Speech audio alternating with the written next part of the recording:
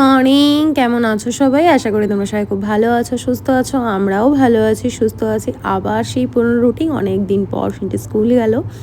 সিনটি school যাওয়ার সময় বৃষ্টি হয়েছিল, রেনকোটটা পরিয়ে দিয়েছি। বৃষ্টির জল মাথায় পড়লেই জ্বর। আমাকে টাটা করে তো স্কুল চলে গেল। চলে যাওয়ার পর আমি একটু ঘুমিয়ে নিলাম, কারণ অতনু তো বাড়ি যাবে, গোপুসোনাকে ঘুম থেকে তুলবে, খাবার দেবে, অনেক কাজ থাকে। যেহেতু গোপুসোনাকে আমি সঙ্গে করে নিয়ে আসিনি, অ্যাকচুয়ালি আমার থাকার কোনো প্ল্যানই ছিল না।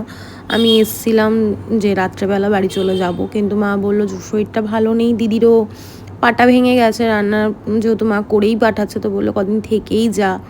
তাই আর গেলাম না, রয়ে গেলাম। মা দেখো এখানে আমাদের জন্য ব্রেকফাস্ট রেডি করছে আর কি কাজ করছে। আমি এসে একটু ব্যালকনিতে দাঁড়ালাম। সারাটা দিনই তো বৃষ্টি হচ্ছে, ওয়েদারটা ভীষণ ভালো। আমাদের এদিকে ব্রেকফাস্ট রেডি, দেখো অতনুর জন্য আমি রেডি করে দিয়েছি ভেন্ডি আলু ভাজা আর আম। প্রচুর আম কিন্তু দাদাবাড়ি থেকে নিয়ে এসছে, আমরা এখনও খেয়ে যাচ্ছে, আম এখনও শেষ হয়নি। মামা চলে এসছে, মামাকে দিয়ে দিলাম ব্রেকফাস্ট। সাদা কন্টেনারটায় মামার জন্য আম কেটে দেওয়া হয়েছে। আর দেখো বাজার থেকে নিয়ে এসছে ইলিশ, এটা পাবদা মনে হয়, আর রুই মাছ, এটা কি মাছ আমি জানি না, চিংড়ি মাছ। এই এত সব মাছ ফাছ নিয়ে এসছে, এগুলো সব মা ধুয়েছে, তারপর কন্টেনার করে সব স্টোর করে রেখেছে, কারণ অতনু প্রত্যেক দিন বাজার যাওয়ার সময় পায় না, এক আধ দিনই সময় পায়। আর এখন তো আরোই পাবে না, যেহেতু সিনটি স্কুল খুলে গেছে, ওকে ঘুম থেকে তুলে রেডি করে তারপর বাড়িতে গেলে পর আরও অনেক কাজকর্ম থাকবে, সেই জন্য হয়ে ওঠে না, সপ্তাহে একদিনই যায়। আর প্রত্যেক দিনের বাজারটা আমাদের স্টোর করেই রাখতে হয়। যাই হোক, আমি এখানে দেখো ইলিশ মাছটা ধুয়ে নিয়েছি ঝটপট করে। আর আজকে অনেক দিন পর ইচ্ছা হলো নিজেই রান্নাবান্না করি, যেহেতু দিদি রান্না করে দিয়েছে, আমার সেরকম কিছু করাই হয় না। ইলিশ মাছের মাথা লেজটা রেখে দিয়েছি। আর এদিকে দেখো মা এখানে অনেক কিছু রান্নাবান্না করে ফেলেছে। আর এটা কি বলো তো, মা সেদ্ধ করে রেখেছে, যদি তোমরা জানো তাহলে কমেন্ট করে জানিও।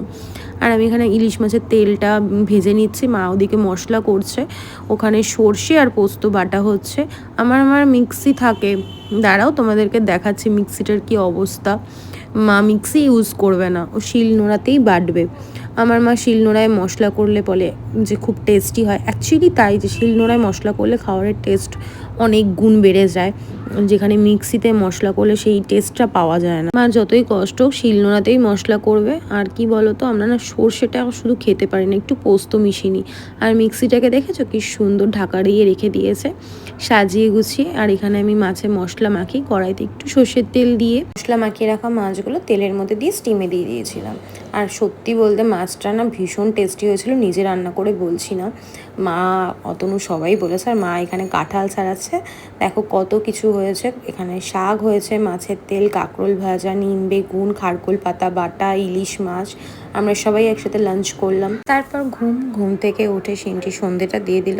মা বেরিয়েছিল, আর দেখো সিনটির ম্যাম চলে যাওয়ার পর সিনটি এখানে ক্লে দিয়ে ওর জিনিসপত্র বানাতে শুরু করে দিয়েছে। আমি নিজেকে একটু দেখালাম। আর আমার কপালে দেখো মশা কামড়েছে না ব্রণ হয়েছে নিজেই বুঝতে পারছি না। দেবজিৎ এসে মোমো দিয়ে গেল আমাদের সন্ধ্যের টিফিন, আমরা টিফিন করলাম। মা এখনও আসেনি, মা ঘরে না থাকলে না ঘরটা ভীষণ ফাঁকা ফাঁকা লাগে। যাই হোক, মা চলে এসছে। মা দেখো ঠাকুরের সামনে বসে বসে কি খাচ্ছে। মাকে বললাম যে এরকম অসহায়ের মতো তোমাকে লাগছে কেন, তাই মা হাসছে। সিনটি অলরেডি শুয়ে পড়েছে, ডিনার আমাদের হয়ে গেছে, অতনুর বিছানাটা করে দিয়েছে, আর আমাদের তো বিছানা হয়েই গেছে। ভিডিওটা কেমন লাগলো কমেন্টে জানিও। তোমরা সবাই ভালো থেকো, সুস্থ থেকো। মা বললো চুলটা একটু কেটে দে। আমার চুল বেশিরভাগ সময় মা কেটে দেয়, আর মায়ের চুল আমি কেটে দিই। আমার মা চুলে জানো তো আগে না অনেক গোছ ছিল আর বড়ও ছিল, এখন সুগারের জন্য চুলটা পুরো উঠে যাচ্ছে, আর এখন বড় করতেও পারে না। এর মাথায় এখনও যে পরিমাণে চুল আছে আমার, তার এক অংশও নেই। মা আমাকে একটু অয়েল ম্যাসাজ করে দিল, আমি মাকে চুলটা একটু কেটে দিলাম। তো চলো আজকের মতো টাটা।